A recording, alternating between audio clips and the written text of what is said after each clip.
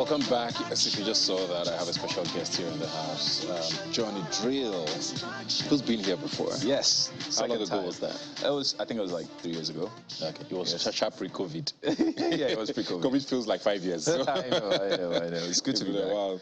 I mean, I see music like that, and I always wonder, you know, as an artist, when do you know something is going to be, as we say in Nigeria, sweet? You know, because that could come across as just a feel-good, simple song, but then you actually decide to put it out, you know, and you get the kind of reaction you're getting now. What do you feel when you're making a song or music like this that makes you kind of know that, okay, this is... I think a lot of people don't realize that there's a lot of overthinking when it comes to creating music, especially for artists. For me, of course, there's a lot of overthinking because I'm involved in a lot of the process, from the writing to the mixing to the mastering to the production. So there's a lot of overthinking. But I think at the end of the day, before we decide to put out music, we kind of already, in a way, imagine what it would sound like to an audience and what the reception of it will be. And of course, you get to play for friends and families and just get that reaction as well. But most times, you already kind of picture, you know, what people need at the time, right? And, you know, the singability of it and the message itself, will it connect with people? I think a lot of times that's what, of course, it has to be melodious, it has to be sweet. Yeah. You kind of, you know, that's in there as well. Yeah. I mean, it's interesting that you tried, we're used to hearing love songs. Yeah. We don't hear friendship songs very often. Was there a reason for this? Did something motivate it? Was there a friend you're celebrating? A friend. Don't do that. I think generally just the times we're in, because there's so much going on with our politics, with security, with all the things that's going on, even in our personal lives. And it's very easy to forget those things that matter, which are the relationships in our lives, the friendships in our lives, family. And I think for me, especially even for Jazzy, because we wrote the song together, he started it. He lost his mom, and it was at that point he realized he had so many friends he hadn't spoken to in so long, and people were reaching out and blah, blah, blah. And, you know, it just made us realize that, you know what, of course, there's songs celebrating love and, you know, fathers and mothers and all that stuff, but nobody gets to hear a lot of songs about friendships. And we figured this would be a way to help people reconnect with their, you know, old relationships and friends. Yeah. It's a really good song. Yeah, thank you. I've really enjoyed listening to it and playing it, and all the things the way you've promoted it, which I'm going to talk about a little later. But I want to talk about your music now, because like I said, you were here 3 years ago. You were a year or two into your maven life at the time, I want to believe, you know. The industry has, you know, gone even crazier than it was then. It has. There's a lot happening, you know, that's just like, what is going on? Oof. Are you at a point now where you have to, I know I asked this question about tweaking your style. Yeah. And it looks like there's a certain sound that has crossed over, you know, internationally now. Yeah. Is that enticing you more? So, interestingly, I think that, you know, the crossover effect itself happened when the fusion happened. Yeah. The afrobeats that, you know, that cross over had to be fused in with some sort of thing that they understand. Yeah, some kind of R&B or pop in there. When I think of Essence, I don't really... Essence at its core, it sounds very R&B, but it has, of course, it has African elements in there. So the fusion had to happen. That's why it was so easy for Burna Boy to cross over, because there's so much fusion going on in his music. So for me, I think Afrobeats, it's so amazing to see the recognition Afrobeats is getting right now. And I believe that it's a great time, it's an amazing time for African music. And of course, I've been open to fusion, and there's a lot of that happening in my music right now. So yes, Afrobeats is a big sound right now, and it's a good thing that the attention is on Africa. As an artist now, do you feel more sort of pressure? Yeah. Because, I mean, I can imagine you know, you look around, everybody seems to be doing all of this international tours. I mean, you've gone international as well, but, I mean, do you feel more pressure now, or are you more excited at what's happening? Because you have to be real, be honest. There's that... I want to be that. Yeah. That thing, but doesn't that happen? I want to do that. Of course, I mean, it's inspiring to see all this strides. Wizkid, Burna Boy, Davido, CK, Rema, you know, Thames, all this amazing stuff that they're doing. Of course, I think it's inspiring to every artist in Nigeria to be able to cross over. But at the same time, you know, Africans, Nigerians, we're very good at making noise. We shout out our people wherever we find them. and at the same time, you have to be able to cater to your Nigerian African fan base. So I think it's a thing where you have to try to find that balance. But for me, it's very inspiring, and I think that this is just the beginning. I think that the world is going to discover even more and more African music, and they're going to at some point even see that there's so much more beautiful sounds besides Afrobeats that's coming out of here. Does that worry you, though, that it might just be Afrobeats time for now? So I'll tell you my fear. My fear is that, because the world is very good at that. They find this new sound, they jump on it, they milk it. Sometimes they even make it their own, and you don't even know where it came from. Just thinking, yeah, you like, what's going on here? So I would have that reservation, right? But I think with the way we're going about it, with people like, like I said, Burna Boy and Whiskey and the rest of them, who are already making a name out of it and putting that Nigerian stamp, this is our music, this is our sound, I don't think it's something that would be easily taken away from us. But I do fear that the world at some point would start to look for what's that next thing, if we don't keep it as African as we could. Yeah. I talked about the promotion earlier. You did this video with Don Jazzy, which I can't count how many times I have watched it. Because it was just so simple. Yes, and it was good. And it's in an era where social media has become the new PR tool. Nobody seems to hire any PR companies anymore. We saw what happened with CK, who you talked about, and how his career and life has just transformed off of something going viral on TikTok. We're seeing that these days with Oxlade and these things are, so how do you go through that process now? Because for some people watching on the sidelines, I've always wondered, does this thing happen organically, or is there always a plan? Don Jazzy seems to be the guy now who is the ultimate influencer. I tell you. How does this happen? I think... And how much work do you have to put into all of that organic, virality, if there's a word like that? For the most part, it's very organic. For example, the one with me and Jazzy, we did not even think it was going to go viral, right? So it's something I've always done over the years, for at least another 7 years, called Johnny's Music Monday. Yeah. So where I would do like a version of a certain song, my song or some other song. On this particular one, because I just released a song, I decided to have Jazzy on it. And, so it went viral real quick. Again, so I think sometimes you can't tell what's going to go viral. Sometimes you have to, there's work underneath. But for this one, we just literally sat there and watched it just go. Right? And it was crazy. But I think it's great times for music generally, especially for people that do not have like a record label or support system to push their music, because social media gives you that for free, especially TikTok. Because what's happening with TikTok is that we've seen ordinary people become stars, like TikTok stars, and careers have started like that. Songs have gone viral, and I think that's played a major role in even our music crossing over to other parts of the world. So it definitely is amazing what social media can do for music. But I also hear on the flip side, the danger of that.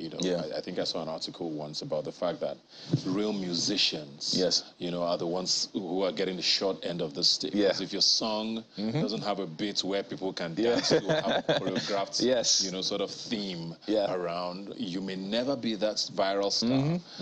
So is that a good thing ultimately, where everybody now has to have at least a 20-second part of their song that has something danceable to it is, to be honest, I'm not sure how to answer this, but it is the reality now, especially here. I'm not sure how it is in the rest of the world, but I kind of feel like maybe it's the same. But people, it's not that deep anymore, right? It's not that serious. Everyone is just like vibes these days, right? So I guess for artists, is to be able to find that balance where you retain the authenticity of your music, while still being able to cross over, while still being able to reach people with your music. Otherwise, you're just making music, but no one's really paying attention because you're not able to get it to them. And it seems like this is a new way to get it across to them. For example, a song like How Are You, My Friend? We had to you know, you see Jazzy in the video doing that dance thing he's doing, you know, being very like playful and all that stuff. He may not be like that in real life, but he is that like that in real life. But he may not be like that, but he understands that, you know. Sorry, that's it on screen. Exactly. You know, he understands that people are gonna like Jazzy being so like this. So it is a reality. But I do also fear that, you know, people are going to be beginning to make, in quote, social media music or TikTok music, which is just going to have this elements that, you know, would do well in TikTok. That would be my fear. But I think there's balance. There should be balance in everything. Yeah. It looks like afrobeats is the ultimate winner in this it is. TikTok race for some reason. Is it credit to our sound, maybe? Or are we just now making music that's just going to, you know, keep going into that, feeding that first of all, I think there's a Nigerian spirit. I don't know what it is, but I do believe there is a Nigerian spirit. And that's that thing where wherever we find ourselves in the world, we do well. We look at what's the lady that just broke the world record at the hurdles. Tobi Amusan. Yes, right. And wherever you find us doing really well. I think it's the Nigerian spirit. I don't know if there's. I think it's the music as well. Because to be honest, Afrobeats has been around for so long, but now the world is just now beginning to pay more attention to it. Time will tell what it is, but I definitely do think the Nigerian spirit is in there. Yeah. So speaking of mavens now, I mean, the last time you were here, you were one of the newer ones. Yeah. Now we are the older ones. You have plenty junior brothers. Now we are the oldest. You know, do you feel? I mean, for looking from the outside at the time, you looked like the odd one out. Yes. Because of your sound. Does it still feel that way? Because looking at this 9 of you or 8 of you, I actually don't even know. Besides Jazzy, it's probably around there. About 8 or 9, I'm not sure. Does it still feel that way? Because I know you guys you've done a song together, which was mind blowing. You know, but how does it feel now being a part of that sort of? Initially, it did feel like that. It did feel like I was the odd one out. Yeah. But over time, you know, as I got more comfortable and as, you know, I got to understand people and their intentions and how to see their intentions were true, they just wanted to be able to find ways to push my sound out there. It started to feel less like that. I mean, right now, I don't think I feel that way. The only time I do feel that way is when we go to the club, because I am definitely the odd one out when we go to the club, because everyone's like, go. And Johnny's just like, he's just trying to hide, you know. Yeah. I think I interviewed John Jazzy in a separate conversation one time. He talked about this system that feeds, you know, all of that. And you see all of these young stars who are coming on, you know, into the Mavens family. Yeah. And I'm sure you've seen that process happen. I don't know, how is it, you know, being a part of that, watching that happen, and probably still happening, you know? Yeah. For a lot of us, we're almost confused at how amazing it seems to be working, right? Yeah. It is. It's crazy, actually, because when I think of when I joined Maven, I still think of myself that way, but I can imagine what it looked like on the outside, just that normal, everyday guy getting into this record label and then looking back like a couple years down the line. I saw Rema, you know, the time that he was in the Maven Academy, so to speak.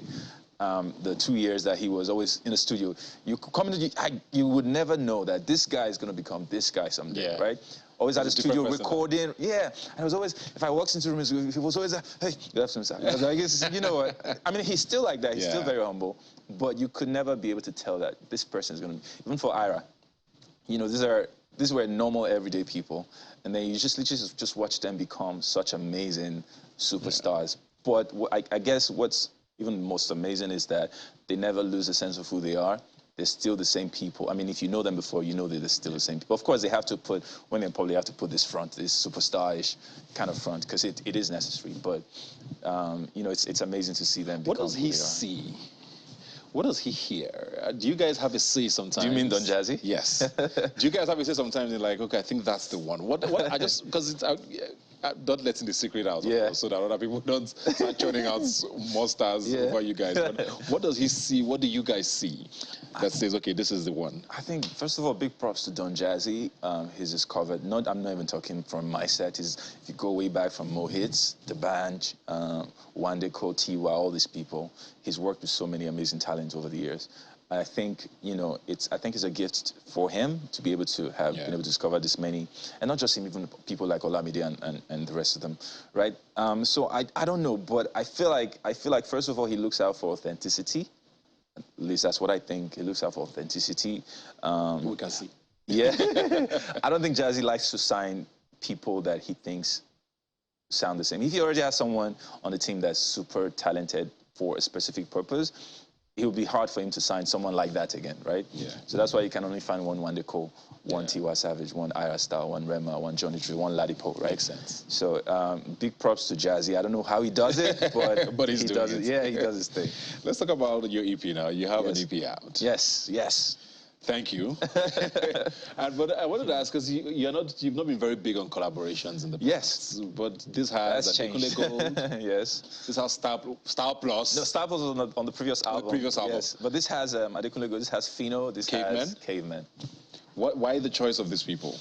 I mean, we love them. Yeah. What informed that? I think it was a theme of the project, the home project, because I wanted to be able to bring things back to their bare minimum. And what I mean by that is to focus on the things that are most important, which are relationships, which is family. That's the Star Plus. Yes, that's the Star Plus from the Before Fall Asleep album. Yeah. For this home project, I wanted to be able to bring focus on family values, friendships, and all that. So that's why there's songs like Home, which is the one with Caveman, songs like How Are You My Friend, the songs like Nobody, Only God Knows, which talks about mental health. And of course the song with Fino, Lover, which is a love song, but it's very traditional as well. So when I meant home, I just meant bringing everything back here. And it was amazing to collaborate with these people. And then of course Journey of Our Lives with Adekunle Gold, which actually we've had that song for at least 2 years. So it's just amazing to see that song come to life now. I mean, I think in my head I've always seen a Johnny Drille Adekunle collaboration. It took too long to happen. it makes a lot of sense. Yeah. What informed this EP though? What's the theme you're trying to drive home? Yeah. So the theme for me is family. It's friendships. It's relationships. It's love, of course. Like I want people to be able to, just shut out all the noise, everything else that's happening, all the crazy stuff, and just see all the blessings in your life. See your friends. See your family. I see your loved ones, right? Those are the things that are most important. And for this EP, I just want to be able to point that out. Yeah. Do you think we live in I think we do, in an EP time now, not albums anymore? It is true. It is true. Everything is like bite-sized. Like I said before. Songs are shorter now. I'm seeing 2-minute songs. I'm like, what's happening? See, it's even less than 2 minutes. When it's starting to sweet you just goes on. You're like, what? I think that is true to a very large extent. I think that these days, people have very short attention span, especially because of social media. There's so much hitting you, like, every time. Like, back in the day, sometimes you had to wait till the next morning to hear the news or see it in the papers. But these days, once it's happening, it's hitting you. Like, so there's, like, express music. Like, every Fridays, I hear on Spotify, like, 100,000 songs or something like that drop every Friday, right? So there's music hitting you from you don't know where to focus. You don't know where to go. So everyone is... so a lot of times, even for artists, they're very scared to put out body of work because they feel like a lot of songs will get lost. Because you think it's dying slowly, maybe? I think so. There was a time, I think during the pandemic, people started to appreciate albums again. I guess it was because everyone was home and they had time to be able to listen. So albums kind of came back. But after that, people have kind of gone back to, if you put out a project, I mean, it could do really well, but when I look in recent time, like in the last couple of months, even some of the biggest artists that dropped albums, people just picked the songs they liked. It's not good, but it's just the times we're in. Fair enough. What's the EP called, very quickly? The EP is called Home. Home, yes. You can stream Home everywhere. Yes, everywhere. You stream your music. Thanks a lot, Johnny Drille, for being here. Thank you. It's always a pleasure to have you here. Always. Good luck with it. Thanks again for that song. Thank you so much. It's your time. Definitely time. We'll take a quick break now, but right back. Stay with us.